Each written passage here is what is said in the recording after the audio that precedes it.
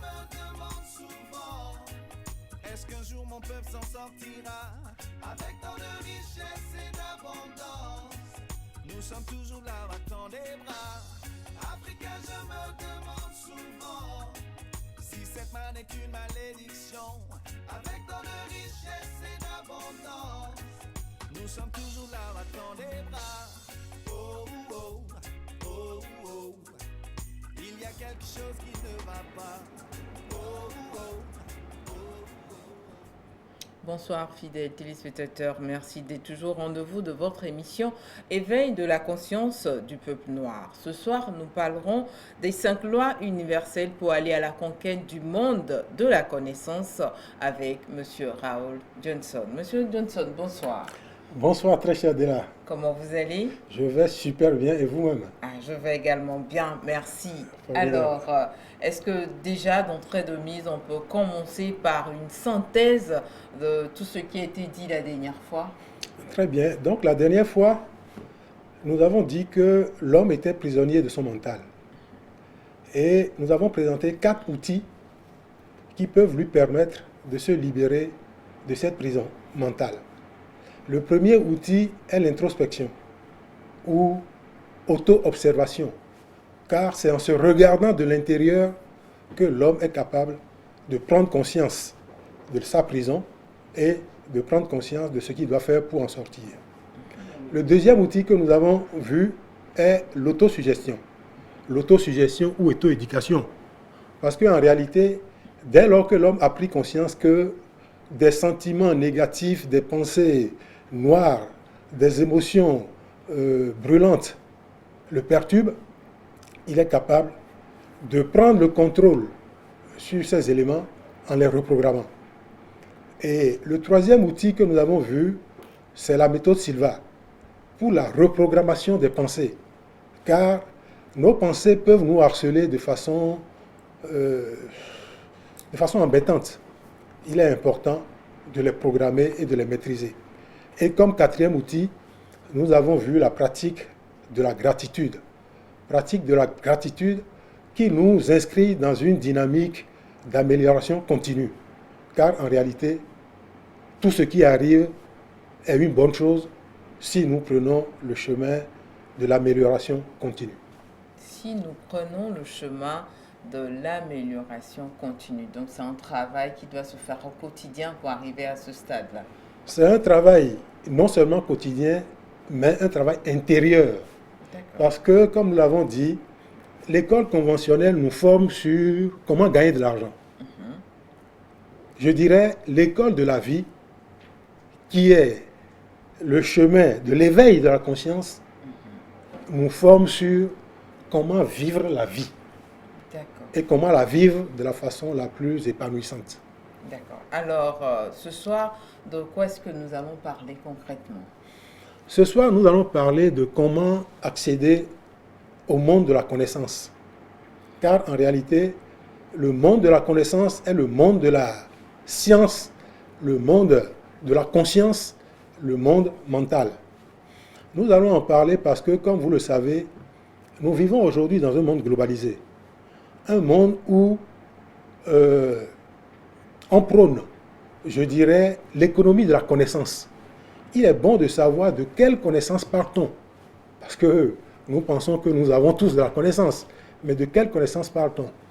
Et comme nous le savons également, partout dans le monde, différents leaders de connaissances se lèvent et partagent leur expérience avec leurs concitoyens. Partagent leur connaissance de manière à ce qu'on puisse s'en inspirer. Donc, nous avons jugé utile que nous, les Africains également, nous partagions nos expériences, notre connaissance de la connaissance, je dirais. Et quel type de connaissance doit-on en réalité viser? Et nous allons examiner ce sujet à travers 5 lois. La première loi est la loi du tout est possible. La deuxième loi est la loi de l'ultime sens de la vie. La troisième loi est la loi du donner-recevoir. La quatrième, la loi du moindre effort. Et la cinquième, la loi de cause à effet. Alors, voilà présenter ce dont nous allons parler ce soir concrètement, les différentes lois également qu'on aura à étudier. Je crois vous avez eu à énumérer 5 en tout comme lois. Exactement. Il y en a 5. Et alors, nous allons débuter avec la toute première, la loi du tout est possible. De quoi s'agit-il? Bien, dans la loi du tout est possible, comme nous l'avons dit, aujourd'hui nous vivons dans un monde en effervescence terrible. Les créations technologiques se multiplient à un rythme effréné. L'homme va sur la Lune, nous avons Internet, nous voyons ces derniers temps des équipements qui sont créés où l'homme peut changer une chaîne de télé rien que par sa pensée. Il regarde la chaîne de télé et il dit, bon, je vais passer, je dis n'importe quoi, sur la chaîne Delta Santé. Rien que le fait de le penser agit sur la télé et la station change. Nous savons également que les recherches technologiques ou les technologies actuelles permettent de changer le cœur, de mettre des cœurs artificiels, permettent de créer des avions, permettent de créer toutes sortes d'outils technologiques. Donc, nous pouvons dire, sans risque de nous tromper, que nous sommes dans un monde où tout est possible. Il suffit d'y croire. Il suffit d'y croire et d'y travailler. Alors, il est important de se demander, mais de quelles connaissances disposent ceux qui créent ces outils et peut-être pourquoi nous, les Africains, nous n'arrivons pas à en faire de même. Quand nous nous posons cette question, nous pouvons dire aujourd'hui, les sciences de l'âme et les sciences modernes mettent à notre disposition un certain nombre d'outils qui nous permettent de trouver la solution à cette question. Quel outil? Nous savons aujourd'hui, à travers les neurosciences, que l'homme peut être vu comme un acteur et un ordinateur. L'acteur, c'est l'esprit, l'ordinateur, c'est le corps physique et le logiciel qui pilote ce corps physique, c'est-à-dire l'âme. Alors, nous allons insister particulièrement sur l'âme ou sur le logiciel. Nous savons que le logiciel humain, je dirais, a 3 composantes. La raison, le cœur et la mémoire. Ces 3 composantes permettent à l'homme de cultiver, je dirais, des connaissances du monde physique, d'explorer le monde physique qu'on voit, de l'analyser et de capitaliser les connaissances de ce monde-là. Un deuxième monde que notre logiciel nous permet d'atteindre, c'est le monde émotionnel. L'homme est un homme de lien. Il aime sa femme, il aime ses enfants, il aime ses parents, il aime sa société, son entreprise. C'est un homme de lien. Le logiciel émotionnel nous permet de cultiver des connaissances émotionnelles qui nous rattachent à ce que nous aimons et bien évidemment qui nous délient de ce que nous n'aimons pas non plus. Parce que quand nous portons quelqu'un en haine ou quand nous avons peur de quelque chose de façon terrifiante, il va de soi que c'est d'autres formes d'énergie ou de données que nous enregistrons. Le logiciel intellectuel nous permet d'enregistrer des connaissances ou de capitaliser des connaissances, je dirais, scientifiques et je dirais religieuses. Parce que l'homme est un être qui croit et un être qui pense. Donc, le logiciel intellectuel nous permet d'atteindre le monde mental ou véritablement le monde de la connaissance. Et le dernier plan ou la dernière dimension que notre logiciel nous permet, auquel notre logiciel nous permet de nous connecter, c'est le monde des rêves ou le monde spirituel. Donc, pour créer un monde où tout est possible, il est important d'indexer ces quatre dimensions. La dimension physique, la dimension émotionnelle, la dimension intellectuelle ou mentale et la dimension spirituelle. D'accord. Donc ça c'est au niveau de la loi du tout est possible et voilà également le chemin qu'il faille suivre ou les processus à suivre pour pouvoir aboutir à cela. Et ça serait à quelle fin, lorsqu'on finit d'analyser tout cela, quels sont les résultats possibles qu'on peut obtenir à ce niveau? Quand on a pris conscience déjà de ces connaissances, comme vous le savez, une chose est d'en prendre conscience et une chose est de l'expérimenter. Et dans l'expérimentation de la connaissance, c'est véritablement là que le travail intérieur commence. Ok. Parce que, comme on le dit, l'expérience fait la différence. Vous avez appris des lois, vous avez appris des règles, des principes, des procédures. Il faut à présent les internaliser dans votre mémoire, Ok. de manière à ce que, je dirais, votre meilleur ami ou notre meilleur ami, qui est notre cerveau, qui nous suit partout, nous puissions l'interpeller, nous puissions l'inviter pour nous aider à résoudre les problèmes de la vie que nous rencontrons, quels qu'ils soient. D'accord. Alors, nous allons passer au niveau de la deuxième loi.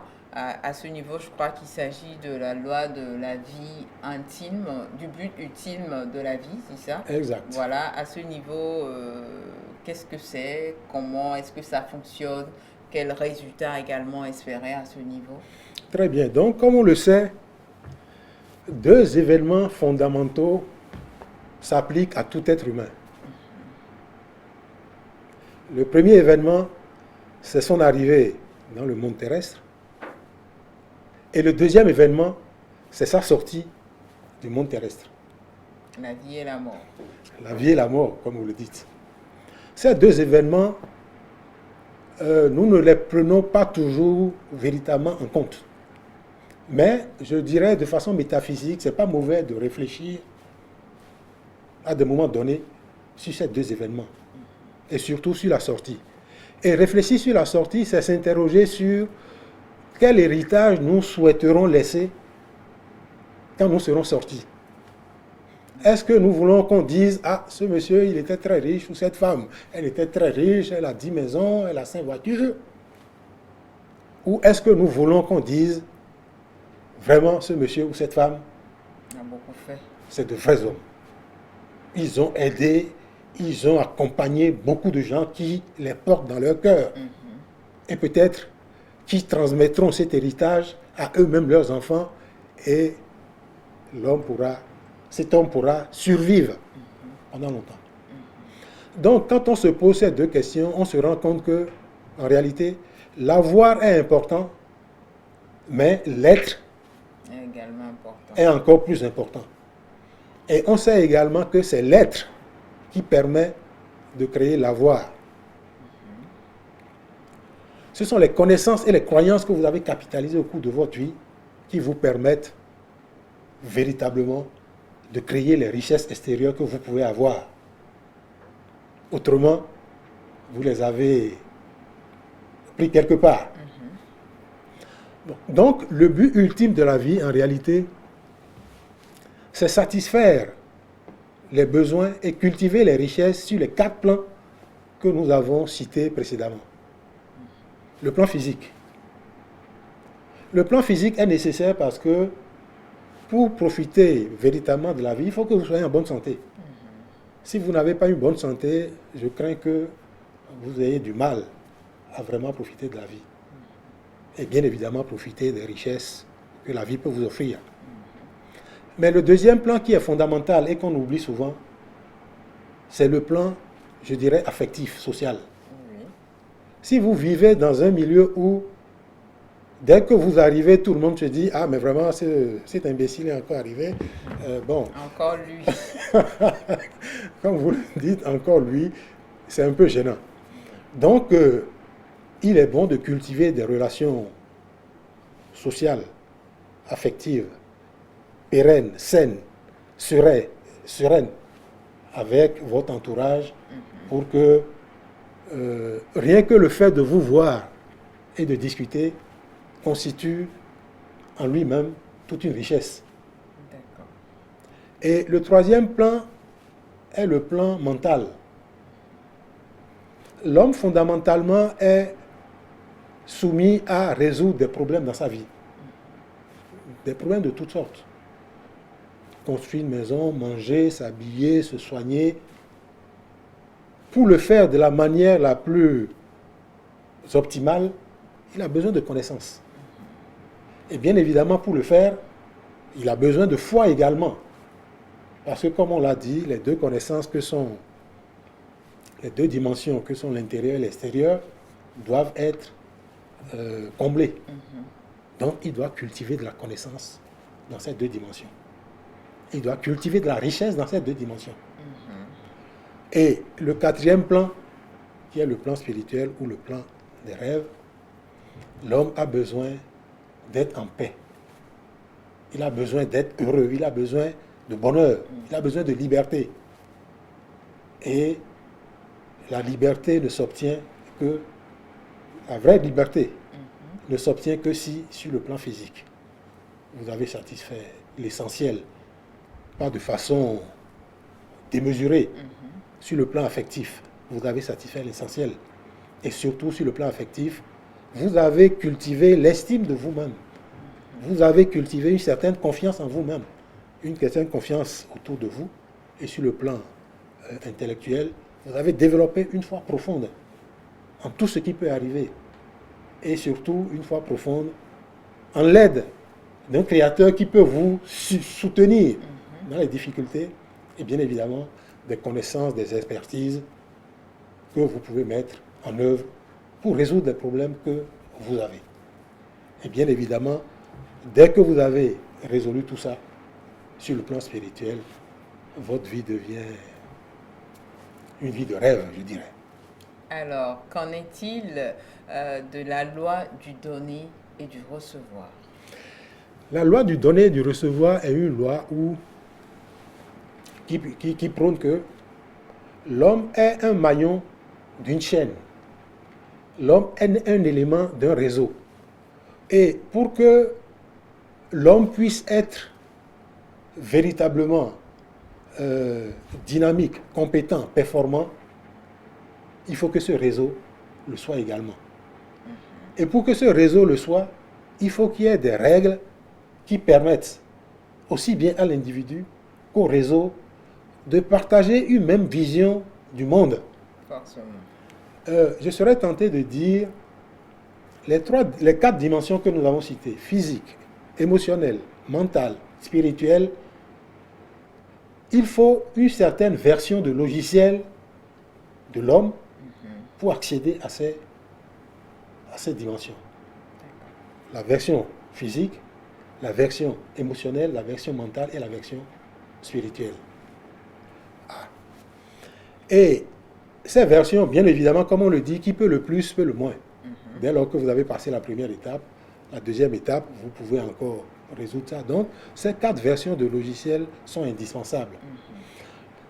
Le donner-recevoir est beaucoup plus facile quand vous êtes tous pratiquement au même niveau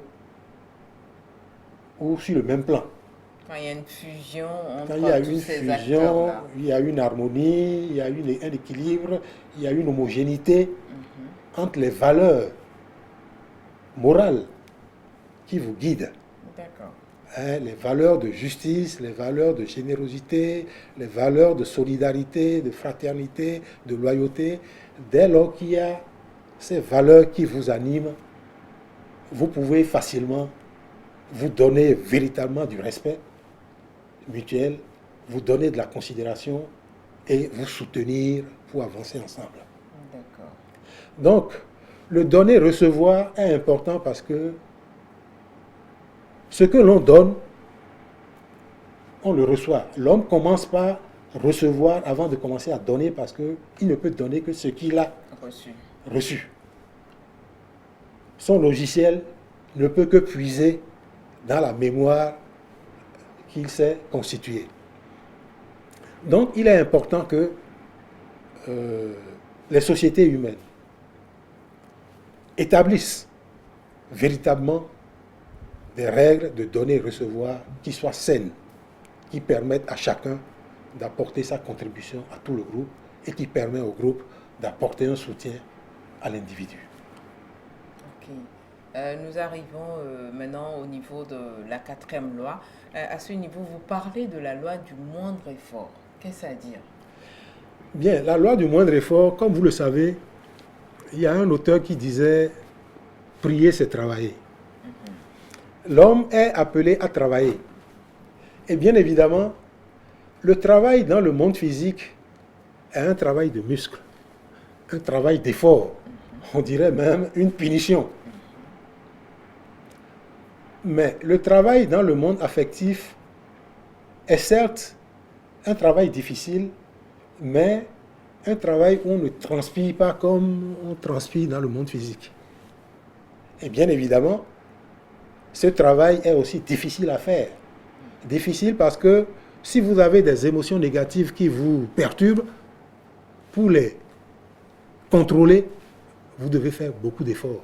Et cet effort-là, bien évidemment, est intérieur. Le travail mental est un peu plus, je ne dirais pas plus facile, mais est également intérieur.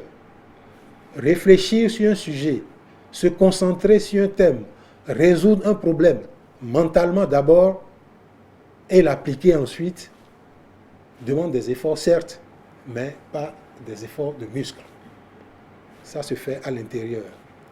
Je dirais, dès lors que le travail émotionnel est bien fait, vous avez les ressources qu'il faut, intérieures, la confiance, l'assurance, la motivation, l'enthousiasme pour faire le travail que vous voulez faire. Et dès lors que vous avez les compétences et expertises pour aller de l'avant, la loi du moindre effort se met en route. Vous dormez, vous avez des idées qui vous viennent, vous avez des solutions qui vous parviennent, vous vous réveillez, vous les couchez sur papier et vous avancez. L'effort à faire où le travail devient un jeu, un plaisir que vous prenez à chaque fois que vous avez un problème que vous voulez résoudre. Ok, d'accord. Alors nous allons peaufiner tout cela avec la dernière loi qui est la loi de cause à effet. Très bien. Comme nous l'avons dit, l'homme est citoyen de deux mondes. Le monde des causes, qui est le monde intérieur, et le monde des effets, qui est le monde physique. Okay. Et le monde des causes, qui est le monde intérieur, c'est le monde des émotions, c'est le monde des pensées, c'est le monde des intuitions. Et bien évidemment, tout part de ce monde pour se concrétiser dans le monde physique. Si les pensées, les sentiments, les émotions que vous avez dans le monde des causes sont déséquilibrés, il y a de fortes chances que votre comportement dans le monde physique soit déséquilibré. Mais si vous avez fait le travail nécessaire, vous avez capitalisé les connaissances nécessaires, vous avez pu trouver l'équilibre au sein de vos émotions, de vos sentiments, de vos pensées, de vos connaissances, de vos expertises, il va de soi que vous le transmettrez dans le monde des effets de manière, selon la même qualité de pensée et sentiments que vous avez. C'est pour cela qu'on dit généralement que l'extérieur est le reflet de l'intérieur. Exactement comme un ordinateur, c'est ce que vous rentrez là-dedans. C'est avec ça que vous pouvez construire ce que vous voyez dehors. Et si ce qui est rentré dans l'ordinateur n'est pas de bonne qualité, ce qui en sortira risque de ne pas être de bonne qualité. Donc la loi de cause et effet, c'est faire en sorte que l'intérieur soit de bonne qualité pour que l'extérieur reflète de cela. Soit de bonne qualité. Et bien évidemment, il faut reconnaître également que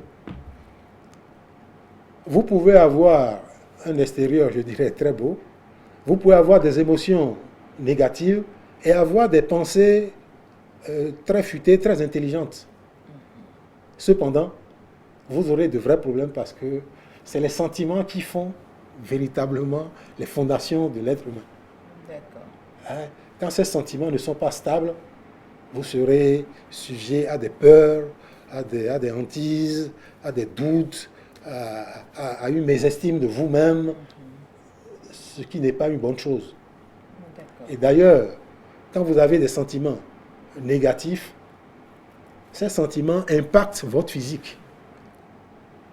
Ça peut impacter votre suivi à tel point que vous serez toujours courbé, vous serez toujours en train de...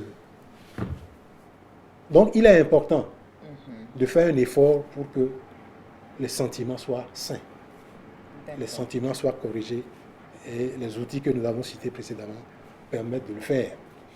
Et quand les sentiments sont sains, les pensées sont pures, vous avez des intuitions, vous avez des rêves purs qui vous parviennent sereinement. Alors, nous avons parcouru d'une manière ou d'une autre les 5 lois. Après avoir analysé ou mis en pratique ces 5 lois-là, quel impact cela doit avoir sur notre vie à nous-mêmes, sur la société et sur l'Afrique dans sa généralité? Nous voulons dire que nous vivons dans 2 mondes, le monde physique et le monde de la connaissance. Nous savons aujourd'hui que c'est dans le monde de la connaissance que résident les vraies richesses de l'être humain. Comme le disent les anglo-saxons, knowledge is power. Nous, les Africains, pendant longtemps, nous avons pensé que la vraie richesse se trouve dans les ressources naturelles, la vraie richesse se trouve dans l'argent, la vraie richesse se trouve dans les biens matériels. La richesse est certes là, mais les richesses qui ont permis de créer ces richesses extérieures, ce sont les richesses intérieures et le développement de cette richesse intérieure. Si nous ne développons pas ces richesses intérieures, nous serons toujours esclaves des autres, de ceux qui les développent, qui créent les technologies et qui viennent nous les livrer et nous leur livrons nos ressources naturelles. Et comme on sait que les ressources naturelles sont limitées, nous craignons que dès que ces retours vont s'épuiser, les autres vont continuer à exploiter d'autres ressources, je dirais sur la Lune, sur d'autres planètes. Et nous, on va attendre.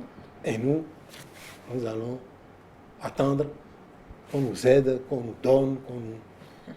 Donc, aujourd'hui, je dirais que individuellement, collectivement, sur le plan continental, nous devons faire de la culture de la connaissance une priorité. Si on nous dit, je vous donne 500 millions en richesse papier, ou un équivalent de 500 millions en richesse intérieure, sachons faire le bon choix. Comme vous l'avez dit, sachons faire le bon choix. C'est difficile. Difficile parce que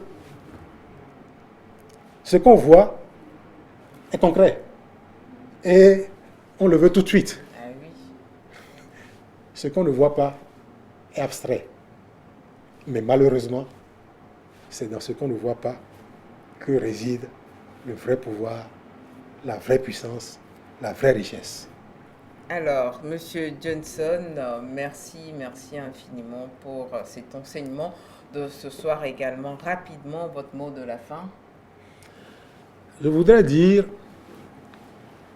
l'Afrique est dans une situation, ne nous cachons pas la face, difficile.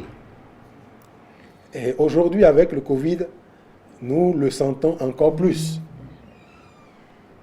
Des vaccins doivent nous être donnés par-ci, par-là. Certains ne veulent pas se vacciner. On ne sait pas pourquoi. Parce qu'ils doutent. Il est important que nous fassions l'effort.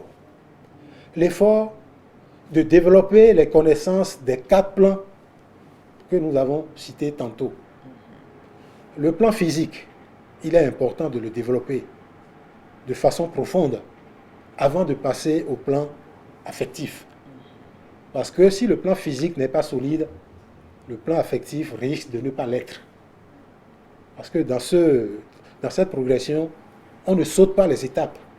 On ne fait pas la culture de la connaissance en prenant l'ascenseur. Il faut faire de façon progressive cette culture. Donc, on fait ensuite la culture du plan émotionnel, la culture des sentiments de solidarité, de loyauté, d'honnêteté, de vérité, de générosité entre les hommes et les femmes d'une même communauté ou entre les hommes et les femmes de la communauté mondiale. D'accord. Ensuite, faire la culture des expertises, des compétences, des croyances profondes. Dès lors que nous passons ces 3 paliers, la porte du véritable monde de la connaissance s'ouvre devant nous et nous pouvons mener la vie de la manière la plus sereine et la plus joyeuse. Merci, merci infiniment à vous, Monsieur Johnson. Merci également à vous, fidèles téléspectateurs. Le prochain rendez-vous est pris pour une autre émission de votre émission Éveil de la conscience du peuple noir. Merci, chers téléspectateurs. Est-ce qu'un jour mon peuple s'en sortira avec tant de richesse et d'abondance? Nous sommes toujours là, battant des bras. Africain, je me demande souvent si cette manne est une malédiction. Avec tant de richesse et d'abondance, nous sommes toujours là, battant des bras. Oh, oh, oh, oh. Il y a quelque chose qui ne va pas. Oh, oh.